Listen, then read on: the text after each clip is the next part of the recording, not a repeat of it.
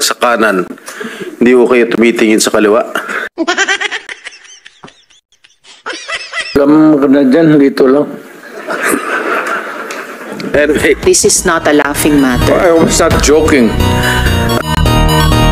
Paiba-iba na tayo ng presidente, mga senador, congressman, kapitan.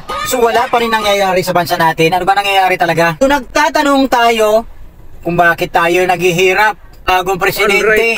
Ang dami nating reklamo, daming angal nyo. Hindi maganda ang panunungkulan. Ano ba ang gusto nyo? Loob ng 2 taon, hindi naman magagawa lahat yan kung ano ang naging problema natin. Gusto nyo na naman ibalik yung mga dating presidente. May nagbago ba? Yung mga nauna.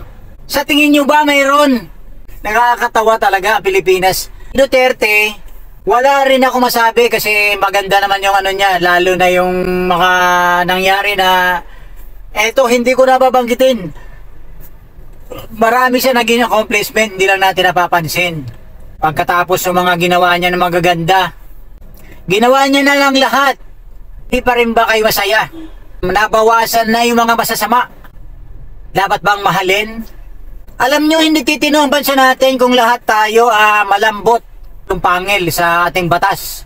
Kailangan maging matigas tayo. Huwag tayong susuko, huwag tayong susunod sa itong mga kriminal, masasamang tao. Mas gusto nyo ba yan sa bansa natin ang mamumuno? Kung ayaw natin sumunod sa ating tinong mananungkulan, ayaw nyo ba? Mga kriminal, ang gusto nyo mamuno?